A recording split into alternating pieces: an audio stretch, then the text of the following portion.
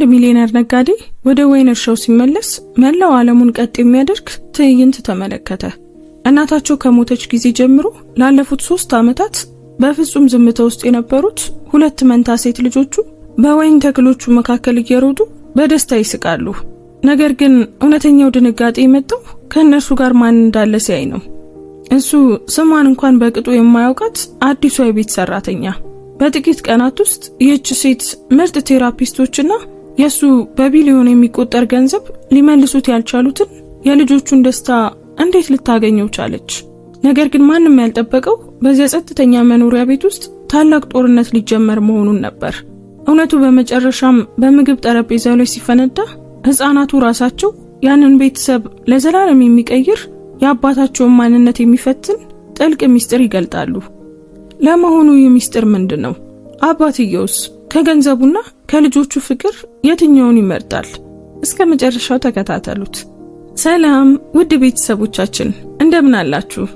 ታሪኩን ከመጀመራችን በፊት እስኪ ከየት ሆናችሁ ይህንን አስደናቂ ታሪክ እየተከታተላችሁ እንደሆነ ኮሜንት ላይ ጻፉልን። የሁላችሁንም መስማት እንፈልጋለን። ያላችሁበትን ሀገር ወይም የከተማችሁን ስም ንገሩን። ሁሉ ጊዜም ለምታደርሱን ሐሳብና አስተያየት ከልብ እናመሰግናለን። እንደዚህ አይነት ታሪኮችን መስማት የምትወዱ ከሆነ አሁኑኑ ሰብስክራይብ አድርጋችሁ ቤተሰባችንን ተቀላቀሉ። ትንሽ የደግነት ድርጊት የሰውን ህይወት ትለውጣለች ብላችሁ የምታምኑ ከሆነ አሁኑኑ ላይክ በማድረግ ቪዲዮን ጀምሩት።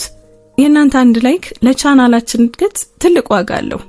በየቀኑ ወደ እናንተ የምናደርሳችሁ ታሪኮች እንዳያመልጧችሁ የደወል ምልክቱን ተጫኑ። አሁን በቀጥታ ወደ ታሪካችን እንመለስ። በወይን እርሻ ውስጥ የነበረውን የዚያን ቅጽበት ታላቅነት ለመረዳት ጥቂት ሳምንታት ወደ ኋላ መመለስ ያስፈልጋል።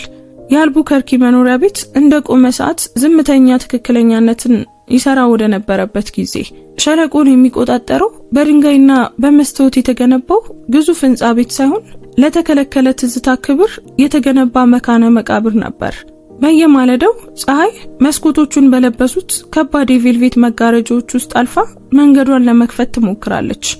ነገር ግን ብርሃኗ ሁል ጊዜ ይሸፈናል። በአየሩ ላይ የተንጠለጠለው አቧራ ለማብራት በሚያስቸግሩ ደብዛዛ ጨረሮች ይቀንሳል። ኮሪደሮቹ ሰፊና ቀዝቃዛ በእብነበረድ የተለበጡ መቼም ቢሆን ደስተኛ ያልሆኑ የእግር ድምጾችን ያስተጋባሉ። የንብሰምና የተቆረጡ አበባዎች ሽታ ህይወትን ከማስታወስ ይልቅ የአንድ የቀብር ጸሎት ቤት ሰው ሰራሽ ሽቶ ይመስላል። ይህ በእያንዳንዱ የዚያ የቅንጦት ቤት የበረሃ ቦታ ጥግ ላይ እየሰፈነውን የቆይታና የሐዘን ጠረን ለመሸፈን የሚደረግ የማያቋርጥ ጥረት ነው። የአገልግሎት ሰራተኞቹ የቤቱን ያልተጻፉ ህጎች ከሞላ ጎደል በወታደራዊ ዲሲፕሊን ተለማምደውታል።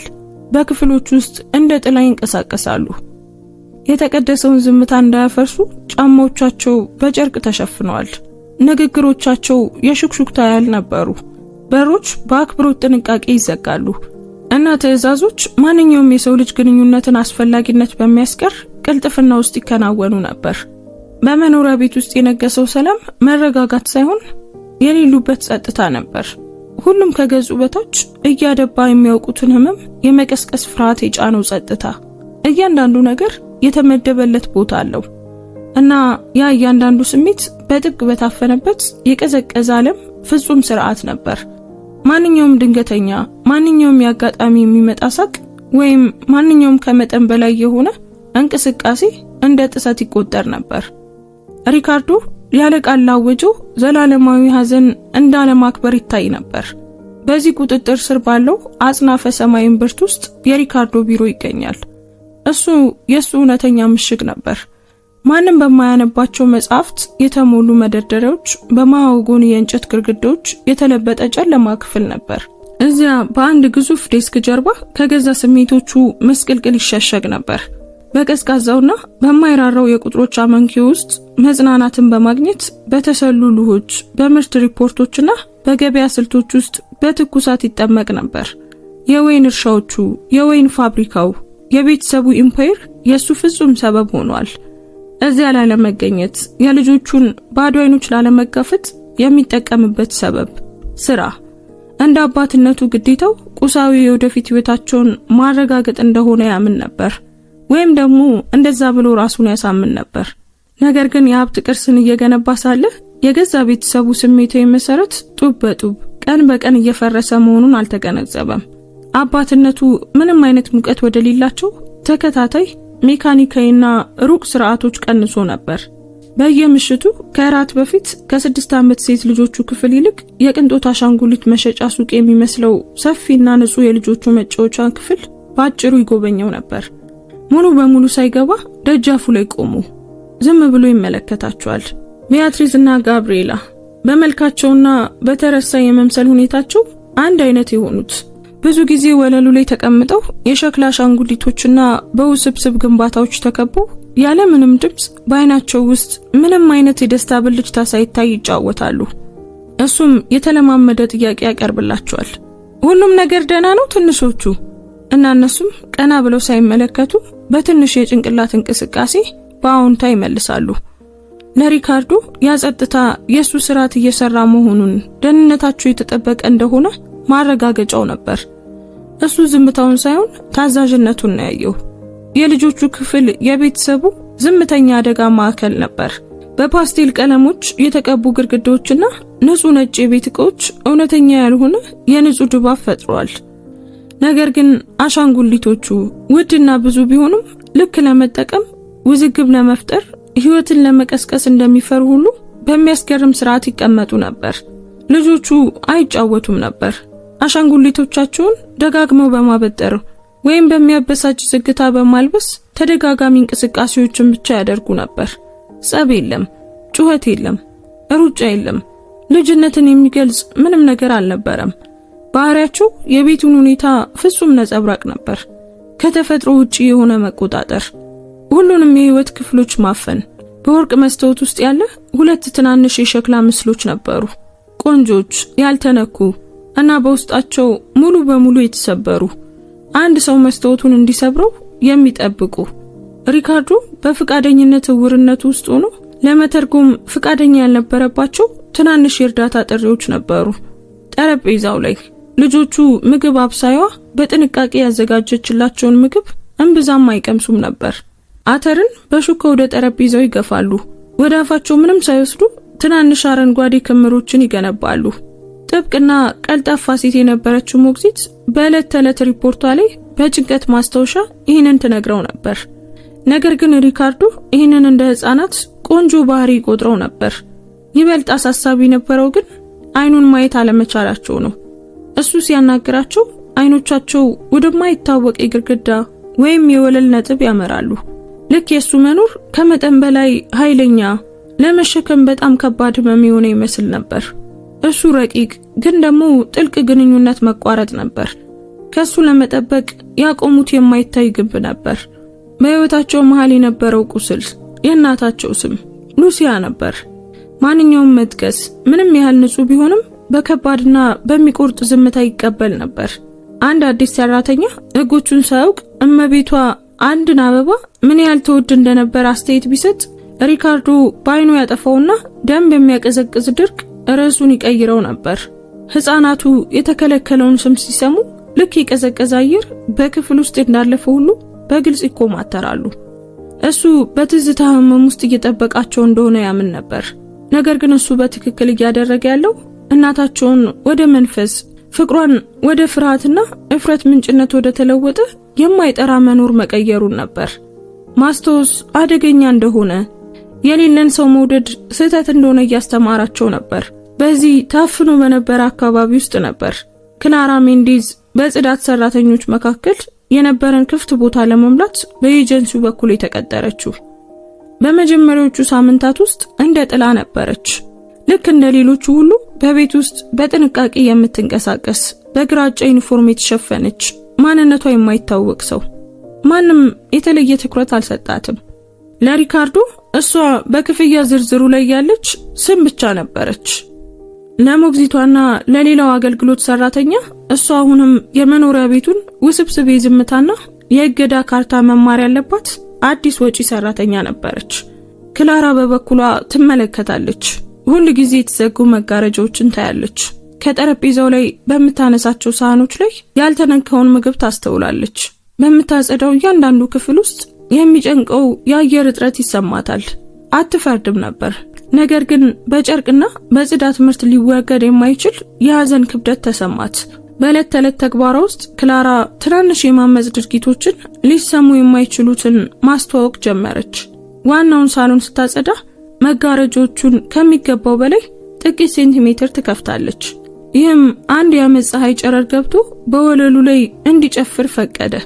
በአበባ ማስቀመጫው አጠገብ ስታልፍ አበቦቹን ይበልጥ ሕያው በሚያስመስል ሁኔታ በጥንቃቄ ታስተካክላለች።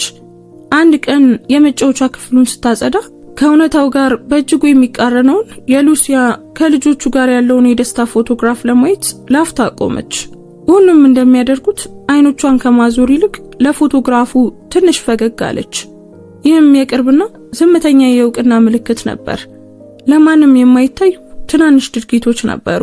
ነገር ግን በዚህ የጭቆና ስነ ምህዳር ውስጥ እያንዳንዳቸው በደረቀ መሬት ላይ እንደተተከለ ዘር ነበሩ፣ ለመብቀልና ኮንክሪቱን ለመስበር እድልን የሚጠባበቁ።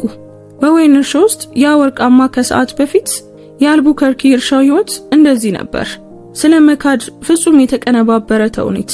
ሪካርዶ የሚኖረው ቁጥጥር የፍቅር አይነት እንደሆነ፣ ዝምታ ከሰላም ጋር ተመሳሳይ እንደሆነ፣ መገለል ለልጆቹ የተሰበረ ልብ ብቸኛው መድኃኒት እንደሆነ በሚመስል ቅዠት ውስጥ ነበር።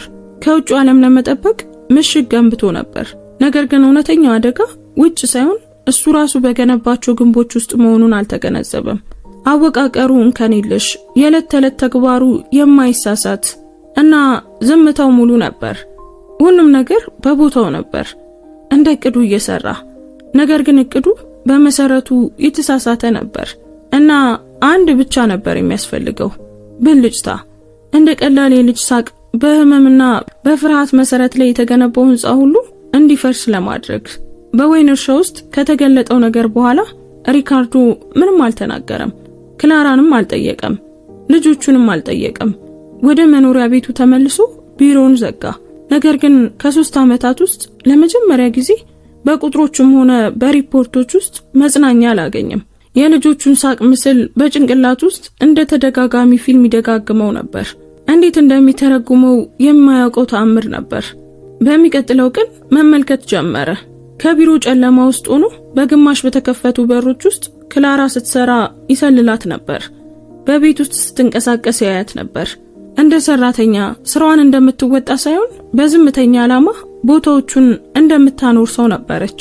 አንድ ስዕል ለማስተካከል ስትቆም በመደርደሪያዎቹ ላይ አሁንም የቀሩትን የሉሲያን ፎቶግራፎች ስታጸዳ በቀላሉ ከመሬት ገጽታ ጋር አንድ ሚስጥር እንደምትጋራው ሁሉ በመስኮት ወደ ወይን እርሻው ስትመለከት ያያት ነበር። ትናንሽ ምልክቶች ነበሩ፣ ነገር ግን በእነሱ ውስጥ ሪካርዶ ቤቱ ከረጅም ጊዜ በፊት ያጣውን መኖር ሙቀት ያስተውል ጀመር። የክላራ ከልጆቹ ጋር ያለው ትስስር በትልልቅ ምልክቶች ሳይሆን 2 ደካማ ቡቃያዎችን እንደሚንከባከባ አትክልተኛ በትዕግስት የተገነባ ነበር። ማንም ዋጋ የማይሰጣቸው በሚመስሉ የቀን ክፍተቶች ውስጥ ተፈጠረ። በልብስ ማጠቢያ ክፍል ውስጥ ንጹህ ልብሶችን ስታጥፍ ከሰማይ ሆነው የሚጠብቁ የሰዎች አይኖች ስለሆኑ ከዋክብት ታሪኮችን ተነግራቸው ነበር። ጧት ጸጉራቸውን ስታበጥርላቸው ሞግዚቷ በቅልጥፍና የምታደርገውን ተግባር ክላራ የጭንቅላታቸውን ኖቶችንም የምትፈታ በሚመስል ለስላሳነት ጸጉራቸውን በመፍታት ወደ እንክብካቤ ስነ ስርዓት ቀየረችው። ስለ እናታቸው ቀጥተኛ ጥያቄዎችን አጠይቃቸውም ነበር። ነገር ግን ስለ አትክልት አበቦቹ የሉሲያ ተወዳጅ የትኞቹ እንደነበሩ በትዝቷ ውስጥ ቀለሙን በሚመልስ ሁኔታ ከሐዘንና ከእገዳ ነፃ በሆነ መልኩ በተፈጥሯዊነት ታወራቸው ነበር። ክላራ ባዶ ቦታውን ለመምላት አልሞከረችም። ዝም ብላ በአካባቢያቸው ያለውን የደረቀ መሬት ታጠጣ ነበር። ህይወት በራሱ ዳግመኛ እስኪያበቅል ጠበቀች። በዝምታ ግድብ ውስጥ የመጀመሪያው ስብራት እንደ ሹክሹክታ ነበር። አንድ ከሰዓት በኋላ ክላራ የሳሎኑን ትልቅ መስኮት መስታወት ስታጸዳ ጋብሪኤላ ከበስተጀርባዋ ቀረበች እና በማይሰማ ድምጽ እናቴ ይህንን ስዕል የምትወደው ይመስልሻል ብላ ጠየቀቻት። በእጆቿ ውስጥ አንድ ደማቅ ፀሐይና 2 ትናንሽ ሰዎች እጅ ለእጅ ተያይዘው የያዘ ወረቀት ነበር። ክላራ ዞር አለች። ከሷ እኩል ለመሆን ተንበረከከች እና ስዕሉን በጥልቅ አክብሮት ተመለከተችው። እንደምትወደው እርግጠኛ ነኝ መለሰችላት። በተለይ ደግሞ አንቺ ስለሰራሽው። በዚያ ቅስፈት አብሳያዋ ሳሎኑን ስታቋርጥ የልጅቷን ድምጽ በመስማቷ ደንግጣ ቀረች። ዜናው በቤት ውስጥ እንደ ሰደድ እሳት ተሰራጨ። ያድናቁትና ያለመተማመን ሹክሹክታ ከልጆቹ አንዷ ተናግራለች እና ለአባቷም ሆነ ለሞግዚቷ አይደለም ለጽዳት ሰራተኛዋ ነው የተናገረችው። የተመሰረተው ስርዓት መንቀጥቀጥ ጀመረ። ሁሉ ጊዜም ይበልጥ ዝግ የሆነችው ቢያትሪስ ቁርጠኝነቷ በተለየ መንገድ ይበልጥ ዝምተኛ በሆነ ነገር ግን በተመሳሳይ ጥልቀት አሳይታለች። ክላራን በቤት ውስጥ እንደ ትንሽ ጥላ መከተል ጀመረች። ክላራ ቤተ መጻሕፍቱን እያጸዳች ከሆነ ቢያትሪስ ሳታነበው መጽሐፍ ይዛ ጥግ ላይ ትቀመጣለች። እሷን ብቻ ትመለከታለች። ጧት ማንም ሳይነቃ በፊት ከአትክልቱ የተቆረጠች ትንሽ የዱር አበባ በአገልግሎት ክንፍ ውስጥ ባለው የክላራ ትሁት ክፍል በር አጠገብ ትተዋለች። ሁለቱ ብቻ የሚረዱት ሚስጥራዊ ስጦታ። ለቢያትሪስ ክላራ በሐዘኗ ውቅያኖስ ውስጥ የሰላም ነጥብ መብራት ሆናላታለች። የሷ መኖር ቃላትን አይፈልግም ነበር። ምንም ነገር እንድታደርግ አታስገድዳትም። ዝም ብላ እዚያ ነበረች። ከዝምታ ግንብ ጀርባ መደበቅ ሳያስፈልጋት ለዓመታት ለመጀመሪያ ጊዜ ደህንነት እንዲሰማት የፈቀደችላት ሰላማዊና ሞቅ ያለ ቋሚ ነገር። የዝምታኛ ቁርጠኝነት ከእህቷ ቃላት የበለጠ ገላጭ ነበር። እነዚህ ለውጦች በሌላው ሰራተኛ ሳይስተዋሉ አልቀሩም። በተለይም የልጆቹን ዝምታ እንደ ስኬታማ ዲሲፕሊን ተርጉማ የነበረችው ጥብቅና የፕሮቶኮል ተከታይ የሆነችው መካከለኛ እድሜ ያላት ሞግዚት ሲኞሪታ ቫለንቴ የክላራን እያደገ የመጣ ተጽዕኖ እንደ ተአምር ሳይሆን እንደ አደገኛ የሥርዓት መሸርሸር አየችው። በአትክልት ውስጥ ያለው ሳቅ፣ በኮሪደር ውስጥ ያለው ሹክሹክታ፣ በሩ ላይ ያሉት አበቦች፣ ይህ ሁሉ በእሷ እይታ ሰራተኛዋ ከስልጣኗ በላይ እየሄደች እንደሆነና የእሷን ስልጣን የሚቀንስ አግባብ ያልሆነ መቀራረብ እየፈጠረች እንደሆነ ማረጋገጫ ነበር። ክላራን በግልጽ ጠላትነት መከታተል ጀመረች። እያንዳንዱ ግንኙነት፣ እያንዳንዱ የተጋራ ፈገግታ፣ እያንዳንዱን የፍቅር ምልክት በልቧ መዘገበች። የቤቱ ደካማ መረጋጋት አደጋ ላይ ስለሚጥለው አግባብ ያልሆነ ባህሪ ለሪካርዶ ዝርዝር ሪፖርት ለማቅረብ ተዘጋጀች። ሪፖርቱ ከሰዓት በኋላ በሲኞሪታ ቫለንቲ አማካኝነት በከባድ የጭንቀት ስሜት በሪካርዶ ዴስክ ላይ ቀረበ።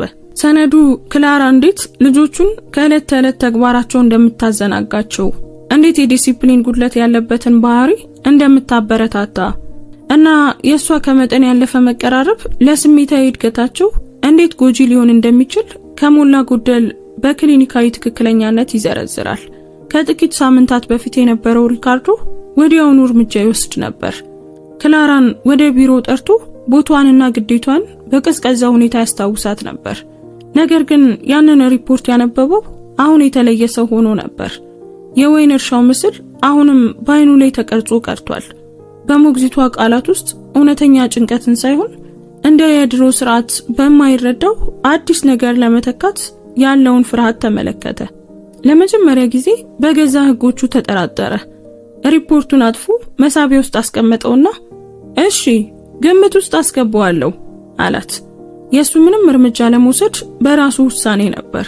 በሱ የቁጥጥር ትጥቅ ላይ ያለ ትንሽ ስንጥቅ። አንድ ምሽት የታፈነ ጩኸት ክላራን ቀሰቀሳት። ከልጆቹ ክፍል የመጣ ነበር። ሳታቅማማ ተነሳችና በጸጥተኛው ኮሪደር ውስጥ ሮጠች። ቢያትሪስ አልጋው ላይ ተቀምጣ እየተንቀጠቀጠች በቅዠት ሽብር አይኖቿ በሰፊው ተከፍቶ አገኘችው። ጋብሪኤላ አጠገቧ በዝምታ ታለቅስ ነበር። ክፍሏ ቅርብ የነበረው ሞግዚቷ ግን አልነቃችም። ክላራ ዋናውን መብራት አላበራችም። አልጋው ጠርዝ ላይ ተቀመጠችና በሹክሹክታ ፀሐይ እስክትወጣ ድረስ የጠፉ ህፃናትን ዛፎች ስለሚጠብቁት አስማታዊ ደን ታሪክ ትነግራቸው ጀመር። መንቀጥቀጧ እስኪያቆም ድረስ የቢያትሪዝን ግንባር እያሻሸች እና እንባዋ እስኪደርቅ ድረስ የጋብሪኤላን እጅ ያዘች። ሁለቱም በድጋሚ እስኪተኙ በጨለማ ውስጥ እዚያው ቆየች። ለመጀመሪያ ጊዜ በጨለማ ውስጥ የሚከላከል መኖር ሙቀት ተሰማቸው። ከግማሽ ከከተማው በር ጀርባ ሪካርዶ ሁሉንም ነገር አየ። ምስጋናና እሱ ስላልሆነ የተሰማው ጥልቅና ህመም ያለበት እፍረት ተሰማው። ሲኞሪታ ቫለንቲ ማስጠንቀቂያውን ችላ እንደተባለ ተረድታ ይበልጥ ቀጥተኛ እርምጃን ለመውሰድ ወሰነች። በልጆቹ የጊዜ ሰሌዳ ላይ ያላትን ስልጣን በመጠቀም ረቂቅ ግን ውጤታማ መለያየትን ዘመቻ ማቀነባበር ጀመረች። ክላራ የመኝታ ክፍል ክንፉን እንድታጸዳ በተመደበችበት ሰዓት ልጆቹ ሌላ ቦታ እንዲሆኑ አደረገች። አደገኛ የሥራ ቦታዎች ናቸው በሚል ሰበብ ልጆቹ ወደ ኩሽና ወይም ወደ ልብስ ማጠቢያ ክፍል እንዳይገቡ ከለከለች። የማይታዩ ግንቦች በውጫዊ መልኩ ምክንያታዊ ህጎች ነበሩ። ነገር ግን በአንድ ዓላማ የተደገፉ እየተፈጠረ ያለውን ትስስር ለመቁረጥ የታቀዱ ነበሩ።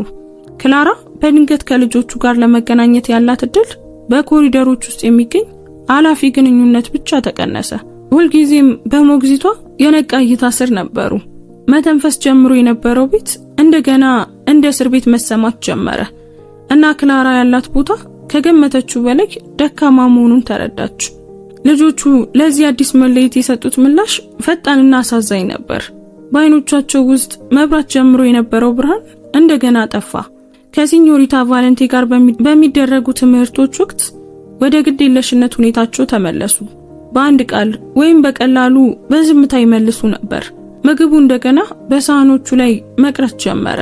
አንድ ከሰዓት በኋላ በግልጽ የማመጽ ድርጊት ጋብሪኤላ የቤት ስራዋን ለመስራት ፈቃደኛ አልሆነችም እና በሚፈታተን ግልጽነት ክላራ የት ናት ብላ ጠየቀች። ጥያቄው በክፍሉ ውጥረት በነገሰበት አየር ውስጥ ተንሳፈፈ። ይህም ሞግዚቷ እንዴት እንደምታከሽፈው የማታውቀው ቦምብ ነበር። ከቢሮ ሆኖ ክርክሩን ለሚሰማው ሪካርዶ የልጆቹ ባህሪ የመጨረሻ ማስረጃ ነበር። እየቀየረቻቸው ያለችው ክላራ አልነበረችም። ወደ ጨለማው እንዲመለሱ እያደረጋቸው ያለው የክላራ አለመኖር ነበር። የሞግዚቷ ሙከራ በከፍተኛ ሁኔታ እየከሸፈ ነበር እና የፈጠሩት ግንኙነት እውነተኛና አስፈላጊ መሆኑን ያለምንም ጥርጥር ያሳየ ነበር። በአንድ ሐሙስ ከሰዓት በኋላ ስልክ ሲደውል ውጥረቱ አዲስ ደረጃ ላይ ደረሰ። የሪካርዶ እናት ዶኛ ቴሬዛ አልቡከርኪ ለሳምንታዊ የቁጥጥር ጥሪያቸው ነበር። ድምጻቸው ሁሉ ጊዜ እንከን የለሽና የሚቆርጥ ቢሆንም አሁን ግን የብረት ስለት ነበረው። ሪካርዶ፣ በጣም አሳሳቢ ወሬዎች ደርሶኛል ያለምንም መግቢያ ተናገሩ። ከሰራተኞቹ አንዷ ከልጆቼ ጋር ከመጠን በላይ ነፃነት እየወሰደች እንደሆነ እየተነገረ ነው። ስርዓት እንደምታስከብር ተስፋ አደርጋለሁ። እያንዳንዱ ሰው ቦታውን ማወቅ አለበት። የአገልግሎት ሰዎች ለማገልገል እንጂ ቤተሰብ ለመሆን ለመጫወት አይደለም የሚመጡት። ለድሮ ስርዓት ታማኝ የሆነችው ሲኞሪታ ቫለንቲ ይበልጥ ኃይለኛ ተባባሪ እንዳገኘች ግልጽ ነበር። አሁን ስጋቱ ከውስጥ ብቻ ሳይሆን ከቤተሰቡ ዋና አስተዳዳሪ የመጣ ነበር። ሪካርዶ ሐሳባቸውን ለማወቅ ደፍሮ የማያውቅ ሴት። ጥሪው ተጠናቀቀ። ነገር ግን ቃላቶቻቸው እንደ ፍርድ በቢሮ ውስጥ ያስተጋቡ ነበር። በዚያ ምሽት መኖሪያ ቤቱ ከምን ጊዜውም በላይ ጸጥተኛና አስጨናቂ መስሎ ነበር። ክላራ በዙሪያ ያለውን ጠላትነት ተገንዝባ የተገለለችና ተጋላጭ እንደሆነች ተሰማት።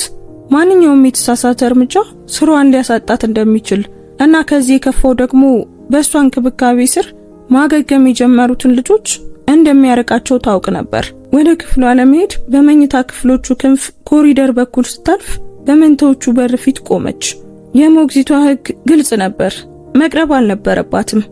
ነገር ግን ዝም ብላ ከማለፍ ይልቅ ክላራ ባጠገቡ ባለው ግድግዳ ላይ ተደግፋ በሚስጥር ትዘፍንላቸው ከነበሩት ማባቢያዎች አንዱን በጣም ለስላሳ የሆነውን ዜማ ማዜም ጀመረች።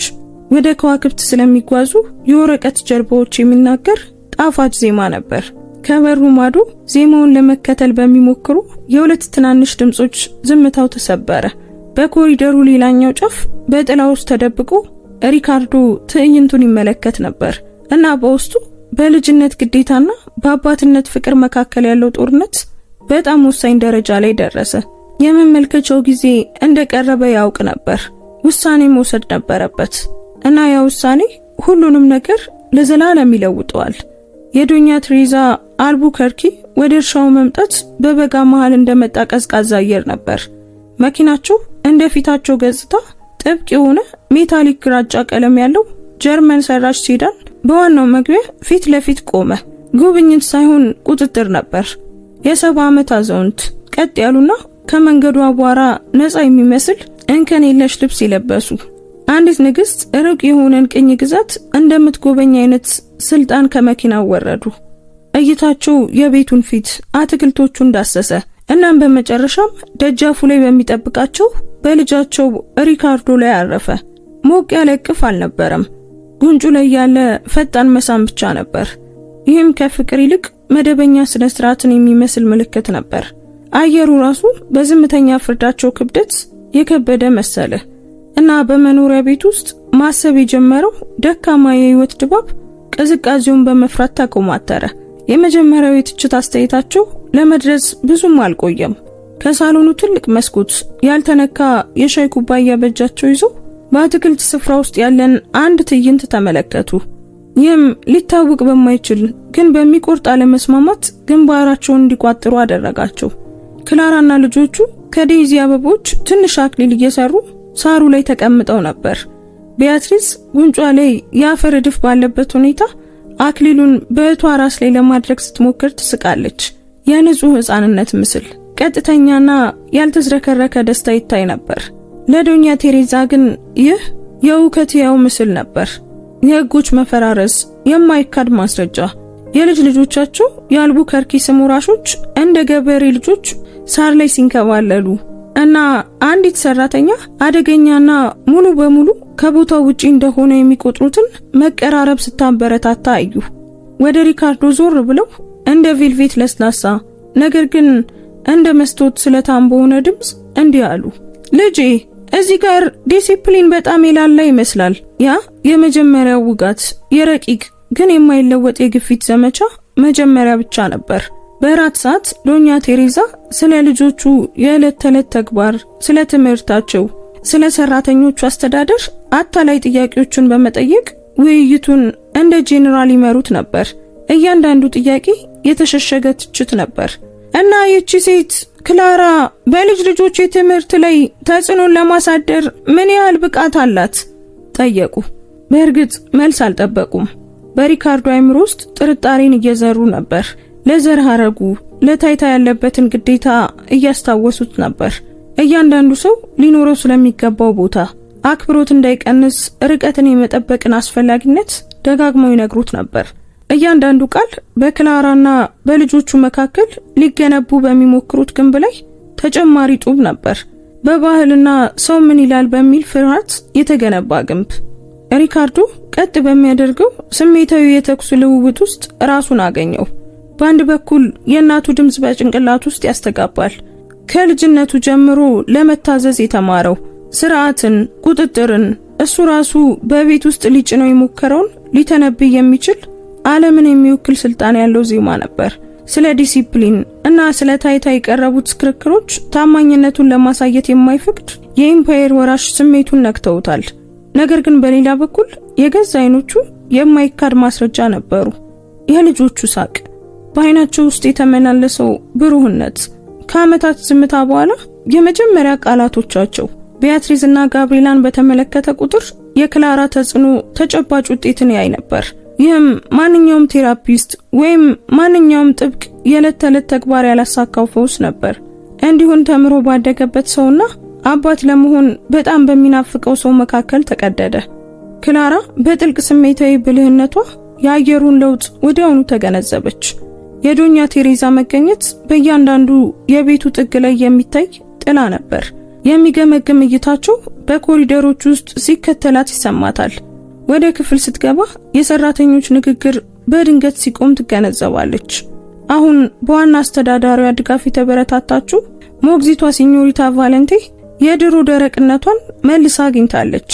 ስለ ሰዓት፣ ስለ ግዴታ በሚቀርቡ ሰበቦች በክላራና በልጆቹ መካከል ያለውን ማንኛውንም ግንኙነት ታቋርጥ ነበር። ክላራ አሁን የምትታገለው የቤቱን ሐዘን ብቻ ሳይሆን እንደ እንግዳ ነገር በትክክል በሚሰራው ማሽነሪያቸው ውስጥ እንደማይገጥም ቁራጭ አድርጎ ከሚመለከታት ከተመሰረተ የኃይል ስርዓት ጋር መሆኑን ተረዳች። አሁን ለልጆቹ የምታሳየው እያንዳንዱ የፍቅር ምልክት ሁሉንም ነገር ሊያሳጣት የሚችል የአመጽ ተግባር መሆኑን በመገንዘብ በጥንቃቄ ትንቀሳቀስ ነበር። ልጆቹ ለትንሽ ስሜታዊ ንዝረት ስሜታዊ እንደሆኑ የመሬት መንቀጥቀጥ መለኪያዎች ለአያታቸው መኖር በተፈጥሯዊ የመሸሽ ምላሽ ሰጡ። ማሳየት የጀመሩት ድንገተኛነትና ደስታ ጠፋ።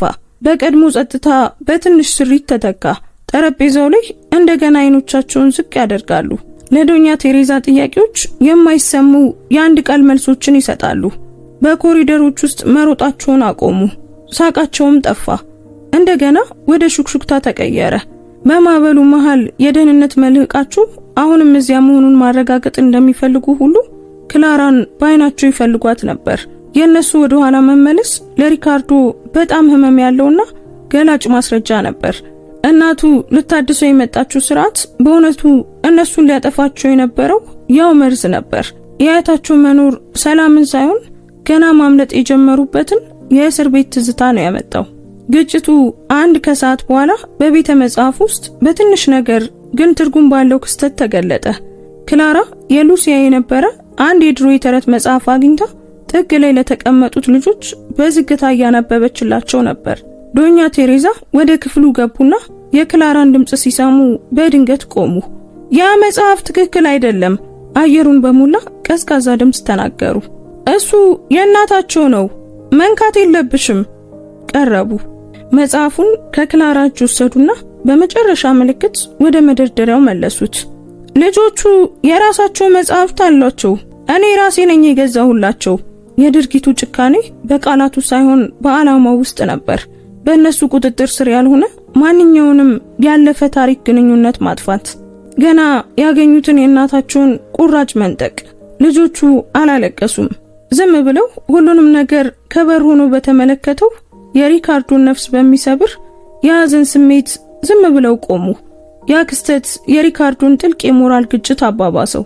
ሌላ ሴት ወደ ልጆቹ ልብ እንድትቀርብ በመፍቀዱ የሉሲያን ትዝታ እየከዳ ይመስለው ነበር። የእናቱ የተሸሸገ ክስ በውስጡ ይበላው ነበር። በምሽት በቢሮ ብቸኝነት ውስጥ የነቃችና በህይወት የተሞላችውን የሞች ሚስቱን ፎቶግራፍ ይመለከት ነበር እና እሷ ስለዚህ ሁሉ ምን ታስብ ይሆን ብሎ ራሱን ይጠይቃል። ክላራን እንደ ወራሪ ትመለከታት ይሆን ወይስ ልጆቿን እንደምታድን ሴት? ራሱ ሊያጽናናቸው ባለመቻሉ በደለኛነት ይሰማው ነበር። እንደ አባት ሊያደርገው የሚገባውን ስራ ለመስራት እንግዳ ሰው ስለፈለገ በደለኛነት ይሰማው ነበር። ሐዘኑ የገዛ ልጆቹን እንዳያቅፍ የሚከለክለው በጣም ከባድ ትጥቅ ሆኖ ነበር እና አሁን የሚስቱን ትዝታ የማርከስ ፍርሃቱ በክብደቱ ላይ ተጨምሮ ሙሉ በሙሉ ሊያደቀው ዛተ።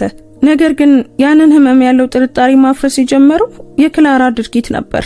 ከጥቂት ቀናት በኋላ በአትክልት ውስጥ እየተራመደ ሳለ ሪካርዶ ሉሲያ ከተከለችው የሮዝ ተክል አጠገብ ለልጆቹ ስታወራ ሰማት። ተረት እያወራች አልነበረም። እናታቸው ቤቱን ለማስጌጥ እንዴት በጣም ቆንጆ ጽጌረዳዎችን ትመርጥ እንደነበር በሚያስደንቅ ተፈጥሯዊነት ትገልጽላቸው ነበር።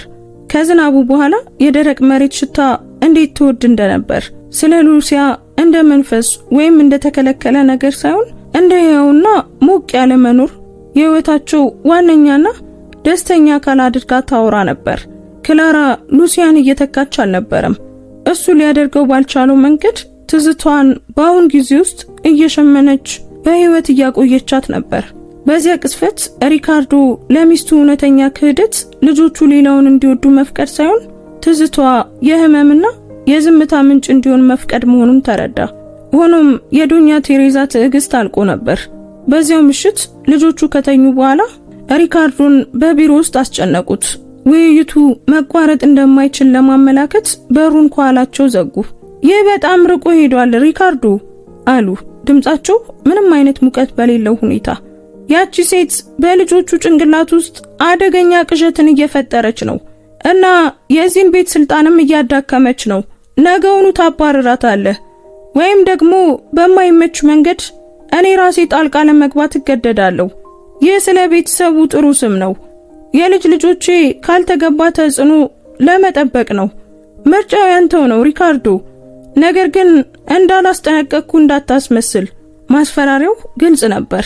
በእናቱ ታማኝነትና በልጆቹ ደህንነት መካከል እንዲመርጥ የሚያስገድድ የመጨረሻ ማስጠንቀቂያ ነበር። ሪካርዶ በግፊቱ ተሸንፎ በዚያ ቅስፈት እሷን ለመጋፈጥ ጥንካሬ አልነበረውም። ጊዜ ለመግዛት በሚሞክር የቢዝነስ ሰው መልስ ውስጥ ተሸሸገ። እማዬ ጭንቀትሽ እኮ ይገባኛል። እይታውን ለማስወገድ እየሞከረ ተናገረ። በጥንቃቄ አስብበታለሁ። የችኮላ ውሳኔ መወሰን አልፈልግም። መልሱ ደካማ ነበር። የማይቀረውን ለማዘግየት የሚደረግ ተስፋ የቆረጠ ሰው ሙከራ። ዶኛ ቴሬዛ እንደ ሁልጊዜው ፈቃዳቸው ተፈጻሚ እንደሚሆን እንደሚያውቁ ሁሉ በአድናቆትና የበላይነት ስሜት ተመለከቱት። የማስፈራሪያቸው ድምጽ እና በሆድ ውስጥ የሚቃጠለውን የፈሪነት ክብደት ትተውለት ከቢሮ ወጡ። ምንም እርምጃ ለመውሰድ በራሱ ውሳኔ መሆኑን ያውቅ ነበር። በልጆቹ አይን ውስጥ ተፈጥሮ ያየውን ትንሽ የተስፋ ብልጭታ መክዳት። በቤት ውስጥ ያለው ውጥረት ሊቋቋሙት የማይችሉት ሊበጠስ የተቃረበ ገመድ ሆኖ ነበር። የመሰበሪያው ነጥብ በሚቀጥለው ቀን ባልተጠበቀና አስከፊ በሆነ መንገድ መጣ። ሪካርዶ በአገልግሎት ክንፉ ኮሪደር ውስጥ እያለፈ ሳለ የእናቱን ቀዝቃዛና ስለታም ድምፅ ከክላራ ትንሽ ክፍል ውስጥ ሰማ። በሩ በከፊል ተከፍቶ ነበር። እናቱ አልጋዋ ጠርዝ ላይ በተቀመጠችው ክላራ ፊት ቆመው አየ። እዚህ መገኘትሽ አስፈላጊም ሆነ ተፈላጊ እንዳልሆነ እንደምትረጂ ተስፋ አደርጋለሁ፣ ዶኛ ቴሬዛ ተናገሩ። ለዝምታሽ ከፍተኛ ካሳ ይከፈልሻል። ዕቃዎችሽን በፍጥነት አሽጊ። በአንድ ሰዓት ውስጥ መኪና ይጠብቅሻል። በዚያ ቅስፈት ሪካርዶ አያቷን በሚስጥር የተከተለችውን ጋብሪኤላን አያት። ደጃፉ ላይ ቆማ ፊቷ በዝምተኛ እንባ ተሞልቶ ነበር። ሕፃኗ ቀስ ብላ አየች። አይኖቿ ከአባቷ አይን ጋር ተገናኙ እና በእነሱ ውስጥ ሐዘን ብቻ ሳይሆን ክስ፣ እሱን ያፈራረሰው ድምፅ አልባ ጥያቄ ነበረባቸው። አባዬ እንዲወስዷት ትፈቅዳለህ? የሚል አይነት። ያ እይታ የመጨረሻው ቀስቃሽ ነበር። የቢዝነስ ዓለሙ፣ የቤተሰብ ወጎች እና ግጭትን መፍራት ጠፉ። አንድ መሰረታዊና ከአቅም በላይ የሆነ እውነት ብቻ ቀረ። እንደ አባት ያለበት ግዴታ። ወደ ቢሮ ተመለሰ። ግን በዚህ ጊዜ ለመደበቅ አልነበረም። በሉሲያ ፎቶግራፍ ፊት ቆመና በ3 ዓመታት ውስጥ ለመጀመሪያ ጊዜ የጠፋች ሚስትን ሳይሆን የልጆቹን እናት አየ። በስዕሉ አይኖች ውስጥ አሁን በጋብሪኤል አይን ውስጥ ያየውን ተመሳሳይ ጥያቄ ያየ መሰለው። በደረት ውስጥ ያለው ህመም ከከባድ ሐዘን ወደ ብርቱና ግልጽ ኃይል ተቀየረ። የውስጥ ጦርነቱ አሁን አብቅቷል። አሁን ጥርጣሬም ፍርሃትም መዋዠቅም አልነበረም። ምን ማድረግ እንዳለበት በትክክል ያውቅ ነበር። የቢሮን በር ከፈተና የኢምፓየሩ ወራሽ ሳይሆን ለልጆቹ ልብ ወደ ጦርነት ለመሄድ ዝግጁ የሆነ አባት ሆኖ በኮሪደሩ በኩል ወደ ክላራ ክፍል በጽኑ እርምጃ ሄደ። የዚያ ምሽት ራት የቤተሰብ ግንኙነት ሳይሆን ዝምተኛ ችሎት ነበር። የመመገቢያ ክፍሉ በሚያብረቀርቅ ረጅም የማሆጋኒ ጠረጴዛውና እንደ ቀዘቀዘ ፀሐይ ተንጠልጥሎ በሚታየው የክሪስታል መብራቱ ወደ ጦር ሜዳነት ተቀይሮ ነበር። በአንዱ ጫፍ ዶኛ ቴሬዛ እንደ ዳኛ ጥብቅ በሆነ አኳኋን ጠረጴዛውን ይመሩ ነበር። ዝምታቸው ከማንኛውም ጩኸት በላይ ገላጭ ነበር። በሌላኛው ጫፍ ሪካርዶ አይኑን ከሳህኑ ላይ ማንሳት እንደማይችል ተከሳሽ ሆኖ ይሰማው ነበር እና መሃል ላይ የግጭቱ ተጋላጭ ልብ ሆነው ክላራና ልጆቹ ከጭንቅላታቸው በላይ የሚለዋወጡትን የጎንዮሽ እይታዎች እየተሰሟቸው ሆነ ብለው በዝግታ ይበሉ ነበር። የቁሳቁሶች ከሸክላ ሳህኖች ጋር የሚደረጉ ድምጾች ብቻ ነበሩ የሚሰሙት። ይህም ሊፈነዳ የተቃረበ ውጥረትን ምት የሚያመላክት ነበር። ቀስቃሹ በዚያ ከሰዓት በኋላ በአትክልት ውስጥ የተደረገ ቀላል ሽግግር ነበር። ይህም ለዋና አስተዳዳሪዋ ከስርዓትና ከጨዋነት ጋር እንደታወጀ ጦርነት የሚቆጠር ድንገተኛ ተግባር ነበር። በመጨረሻም ዶኛ ቴሬዛ ቁሳቁሶቻቸውን በትክክል አስቀመጡ። ድምፁ በክፍሉ ጸጥታ ውስጥ እንደ ጥይት ድምፅ አስተጋባ።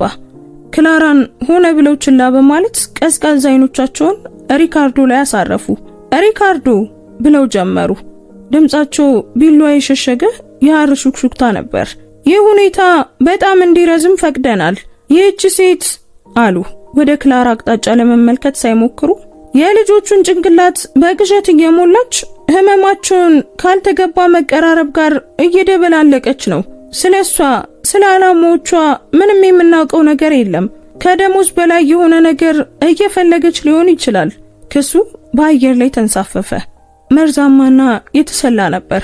ክላራን ለመጉዳት ብቻ ሳይሆን በሪካርዶ ውስጥ ጥልቅ ፍርሃቶቹን ለመቀስቀስ፣ ቁጥጥር የማጣት የመታለል ቤተሰቡን የመጠበቅ ግዴታውን በድጋሜ የመሳት ፍርሃትን ለመቀስቀስ የተነደፈ ነበር። ክላራ የቃላቱ ተጽዕኖ እንደ ድንጋይ ተሰማት። ጀርባዋን ቀጥ አድርጋ አገጯን ከፍ አድርጋ ቆመች። ነገር ግን ሹካውን ወደ አፏ ልታደርስ በነበረችው እጇ ላይ የማይታወቅ መንቀጥቀጥ አለፈ። የመጀመሪያው ፍላጎቷ ራሷን መከላከል፣ ሌላኛው ፍላጎቷ ደግሞ መውደድ የተማረቻቸውን የእነዚያን ሁለት የተሰበሩ ነፍሳት ደህንነት መሆኑን ማስረዳት ነበር። ነገር ግን ማንኛውም ቃሏ በእሳቱ ላይ ጭድ እንደሚጭር ታውቃለች። ይልቁን እይቷ ወደ ቢያትሪዝና ጋብሪኤላ ዞረ። ወንበራቸው ላይ ሲኮማተሩ ትከሻቸው ሲወድቅ ባያታቸው ጨቋኝ ጥላ ስር በአይናቸው ውስጥ ይበራ የነበረው ብርሃን እንደገና ሲጠፋ አየች። በዚያ ቅስፈት የገዛ ክብሯ ግድ አልሰጣትም። ብቸኛው ፍርሃቷ ልጆቹ ወደ ሕያዋን ዓለም ተመልሰው እንዲሻገሩ የገነባችው ደካማ ድልድይ በዓይኗ ፊት እንዲፈርስና እንደገና በዝምታና በበረሃ ዳርቻ ላይ እንዳይቀሩ ነበር። ያኔ ተአምሩ ተከሰተ። እንደ መጠኑ ትንሽ ግን ትርጉሙ ታላቅ የሆነ የጀግንነት ተግባር። ከሁለቱ ይበልጥ አይናፋር የነበረችው ቢያትሪስ ወንበሯን በትንሽ ድምፅ ወደ ኋላ ገፋችው። ተነሳችና የታሪክን ሂደት ሊቀይር እንደተዘጋጀ ሰው አኳኋን ጠረጴዛውን ዞራ ሄደች። ጥገኝነትን ለመፈለግ ወደ ክላራ አልሄደችም፣ ወይም ለመለመን ወደ አያቷ አልቀረበችም። በቀጥታ ወደ አባቷ ሄደች። አጠገቡ ቆመችና ትንሿ እጇ በሪካርዶ ክንድ ላይ አረፈች። እሱ ግንኙነቱን እንደ ኤሌክትሪክ ንዝረት በውስጡ ማዕበል መሃል እንደ መልህቅ ተሰማው። ሕፃኗ ቀና ብላ አየችው። አይኖቿ ከአይኑ ጋር ተገናኙ እና ከዚያም በ3 ዓመታት ውስጥ ማንም ሰምቶት በማያውቀው ግልጽና ጠንካራ ድምፅ በቀጥታ አያቷን እያየች እንዲህ አለች። ከክላራ ጋር ስሆን በምሽት ያን ያህል አልፈራም። የተከተለው ዝምታ የውጥረት አልነበረም፣ ጥሩ ዝምታ ነበር። መገለጥ ከመምጣቱ በፊት ያለው ዝምታ። የቢያትሪስ ቃላት በተረጋጋ ኩሬ ውስጥ እንደወደቀ ድንጋይ በጠረጴዛው መሃል ወደቁ እና ሞገዶቹ ሁሉም ነገርን ለወጡ። ለሪካርዶ ያቺ ቀላል አረፍተ ነገር ከማንኛውም አመክንያዊ ክርክር የበለጠ ጠንካራ፣ ከማንኛውም የቴራፒስት ሪፖርት የበለጠ አሳማኝ ነበረች። ከቁስሉ ልብ የወጣ ንጹህ እውነት ነበር። ያን ያህል አልፈራም። በዚህ እምነት ቃል ውስጥ ሪካርዶ የልጁን መሻሻል ብቻ ሳይሆን የገዛ ውድቀቱን ድምፅ ሰማ። ለ3 ዓመታት ፍርሃትን ለማራቅ ምሽግ ለመገንባት ሞክሮ ነበር። ነገር ግን ምሽጉን የገነባው በፍርሃት ጡቦች መሆኑን አወቀ። ክላራ በሹክሹክታ ተረቶቿና በሰላማዊ መገኘቷ ገንዘቡና ቁጥጥሩ ሊገዛው የማይችለውን ነገር አሳክታለች። በምሽት ጨለማ ውስጥ ያለ የሰላም ስንጥቅ። የዶኛ ቴሬዛ እይታ በልጅ ልጃቸው ያልተጠበቀ መከላከያ ተገርሞ ለመጀመሪያ ጊዜ ዋዥቆ ነበር። ማንም መልስ ከመስጠቱ በፊት ሁልጊዜ ይበልጥ ተመልካች የነበረችው ጋብሪኤላ የልጅነት ድምጿ በጥንታዊ ጥበብ እያስተጋባ ሁለተኛውን ውጋት ጨመረች። እሷ ደግሞ እናታችን ወይን እንዴት መንከባከብ እንዳለብን እንድንማር እንደምትፈልግ ትነግረናለች። አባቷን እያየች ተናገረች። እናታችን ትኮራብን እንደነበረም ነግራናለች። ይህ ሁሉ መገለጥ ለዶኛ ቴሬዛ ትረካና ለሪካርዶ የገዛ ጥርጣሬዎች ይበልጥ አጥፊ ነበር። ይህ መተካት ሳይሆን ትንሣኤ ነበር። ክላራ የሉሲያን ትዝታ እየሰረዘች አልነበረም፣ እያከበረችው ነበር። በፍቅርና በታሪኮች አማካኝነት ትርጉም ባለው ብቸኛ መንገድ በህይወት እያቆየችው ነበር። ህመም ያለበትንና የተከለከለውን ትዝታ ወደ ኩራትና ግንኙነት ቅርስ እየቀየረችው ነበር። በዚያ ቅስፈት ሪካርዶ እውነተኛው ስድብ ሌላ ሴት ልጆቹን እንድትወድ መፍቀድ ሳይሆን የሟች ሚስቱን በዝምታ መረሳት መፍረድ መሆኑን ተረዳ። የዝምታ መረሳት። የሪካርዶ የውስጥ ዓለም በአንድ ቅስፈት ተስተካከለ። የጥርጣሬ፣ የበደለኛነትና የእናት ታማኝነት ጭጋግ ተገፈፈ።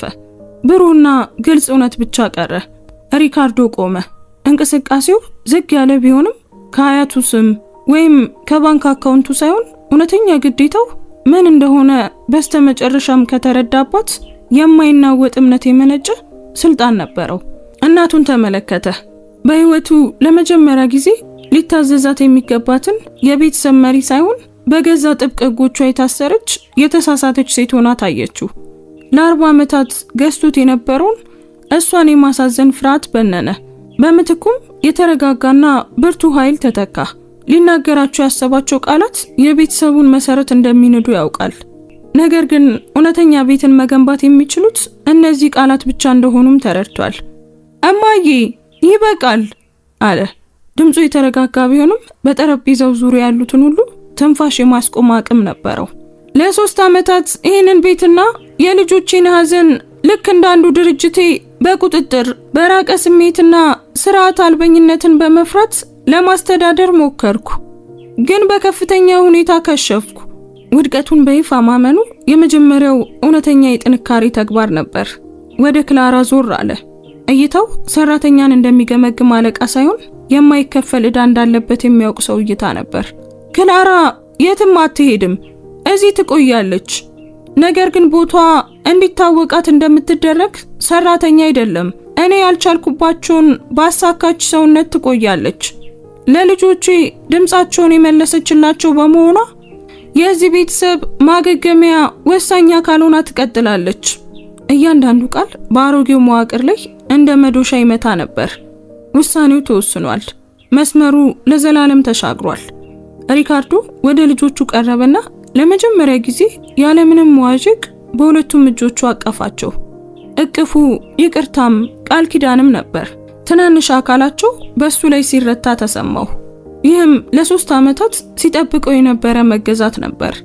ከልጆቹ ራስ በላይ እይታው ከክላራ ጋር ተገናኘ። በዚያ የአይን ቅስፈት አዲስ ቃል ኪዳን ታተመ። በሁለት ህፃናት እውነት ላይ የተመሰረተና በአባት ድፍረት የታነጸ ህብረት። ዶኛ ቴሬዛ ተቀምጠው ቀሩ።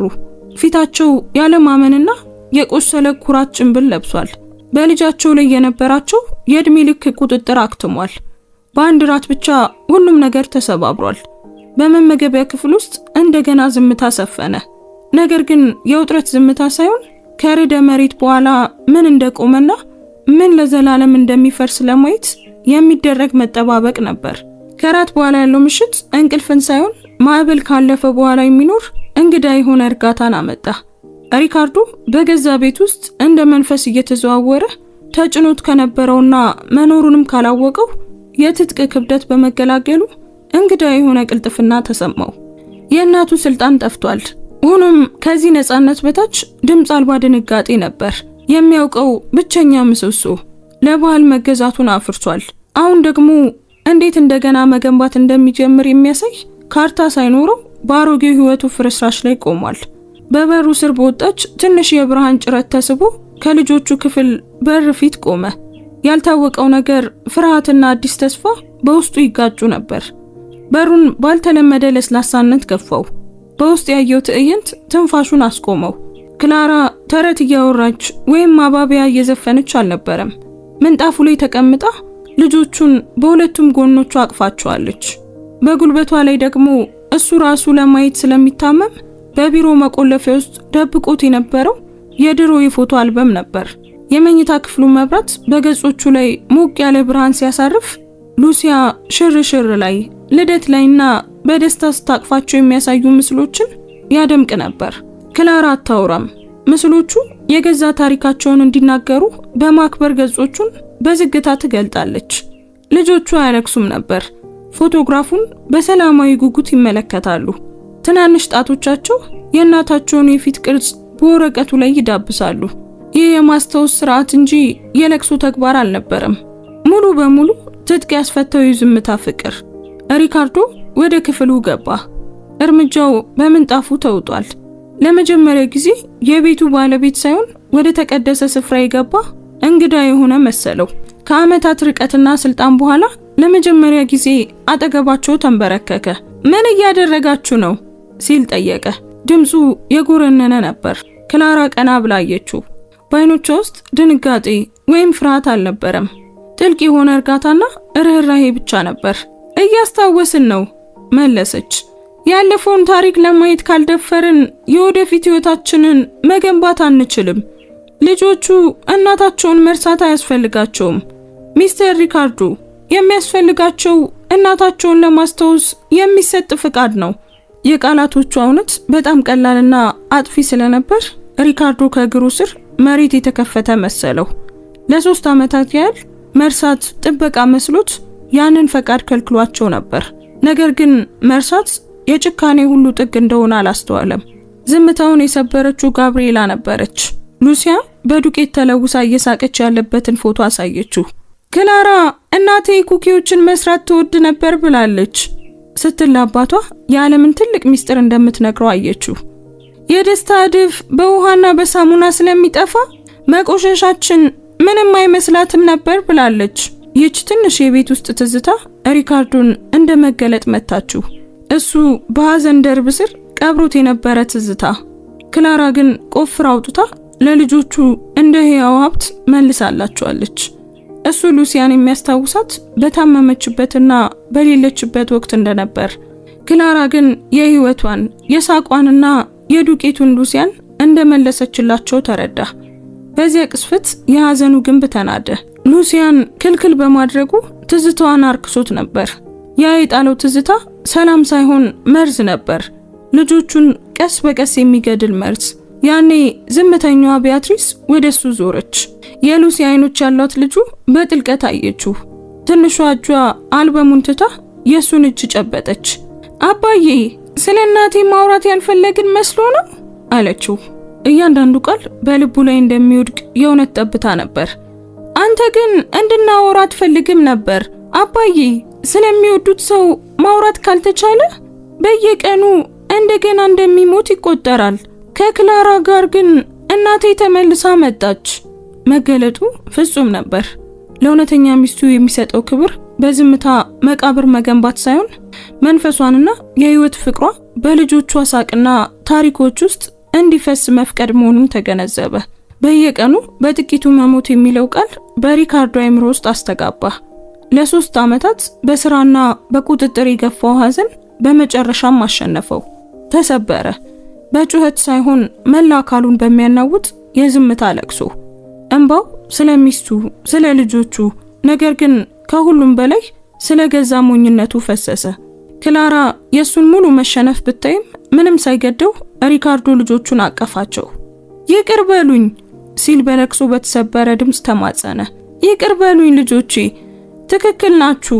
ሁሉንም ነገር ተሳስቼ ነበር። ይቅርታ አድርጉልኝ። እነሱ በቃላት አልመለሱም። ዝም ብለው በሙሉ ኃይላቸው ተጠመጠሙበት። በዚያ የአባት እንባና የልጆች መጽናኛ ድብልቅ ውስጥ የአልቡከርኪ ቤተሰብ ስብርባሪዎች በመጨረሻም እንደገና መገጣጠም ጀመሩ። ክላራ ስራዋ መጠናቀቁን አውቃ በዝግታ ክፍሉን ለቃ ወጣች። በማግስቱ ጠዋት ምንም አይነት ድራማዊ ግጭት አልነበረም። ዶኛ ቴሬዛ ሻንጣቸውን ይዘው ወረዱ። ፊታቸው የሽንፈት ድርቅናን መደበቅ አልቻለም። ከሳሎን መስኮት ሪካርዶ አትክልት ውስጥ ተንበርክኮ የቢያትሪዝን የጫማ ክር ሲያስር፣ ጋብሪኤላ ደግሞ በራሱ ላይ የአበባ አክሊል ስታደርግለት አዩ። ሶስቱም አብረው ይስቁ ነበር። የአይሳቅ ዜማ እዚያ ቤት ውስጥ ለዓመታት ያልተሰማ ነበር። የእሳቸው ስርዓትና የክብር ዓለም እዚያ ቤት ውስጥ ቦታ እንደሌለው በምሬት ተረዱ። ምንም ሳይናገሩ ወጡ። እውነተኛው ለውጥ በታላቅ ንግግሮች ሳይሆን በቀላል የዕለት ተዕለት ተግባራት ተገለጠ። ሁል ጊዜ ጸጥተኛ የነበረው ወጥ ቤት በደስተኛ ሁከት ተሞላ። ሪካርዶ በዱቄት ተለውሶ ፓንኬክ ለመስራት ሲሞክርና ሲያቃጥለው፣ ልጆቹ በሳቅ ይንከባለሉ ነበር። ክላራ ከደጃፍ ሆና በፈገግታ ትመለከታቸዋለች። ቤቱ አሁን ሙዚየም መሆኑን አብቅቷል። ለ3 ረጅም ዓመታት ዝም ብሎ የነበረው የአልቡከርኪ መኖሪያ ቤት እንደገና ቤት ሆነ። ተከታዮቹ ወራት ፈጣን ፈውስ ሳይሆኑ እንደገና ለመተንፈስ የተደረገ ጥረት ነበሩ። ከባድ መጋረጃዎች ተወግደው ሳሳ ባሉ መጋረጃዎች ተተኩ። ክላራ አሁን የቤቱ አስተዳዳሪ ሆናለች። ሪካርዶም አባት መሆንን ለመማር ከባድ ስራ ላይ ነበር። በስብሰባ ተሞልቶ የነበረው አጀንዳው አሁን በሌላ ነገር ተተካ።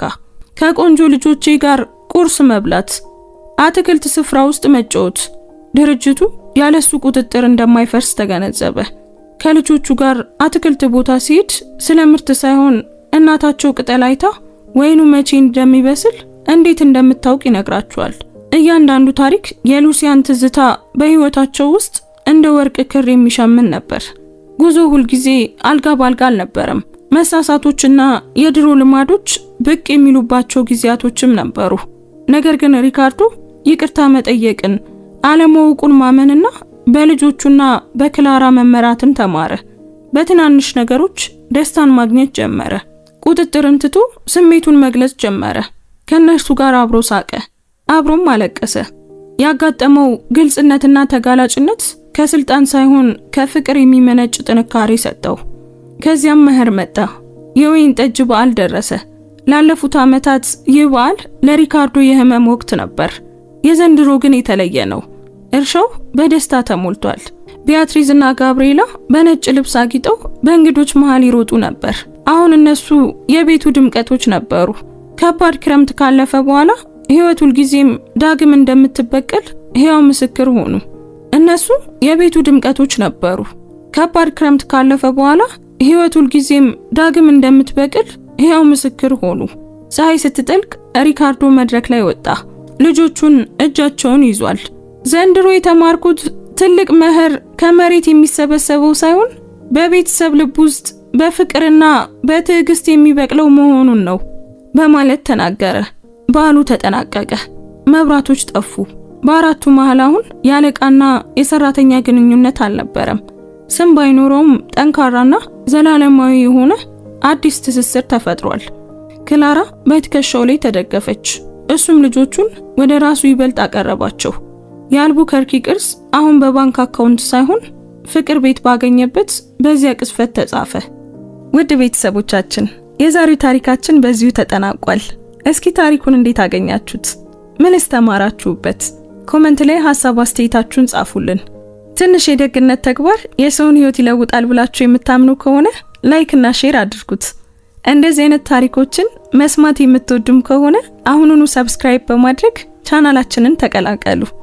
በየቀኑ የምንለቃቸው አዳዲስ ታሪኮች እንዳያመልጧችሁ የደውል ምልክቱን ተጫኑ። እዚህ ድረስ ካያችሁትና ከጨረሳችሁትም ጨርሻለሁ እያላችሁ ኮሜንት ላይ ጻፉልን። እናመሰግናለን። እንወዳችኋለን። ቸር ቆዩን።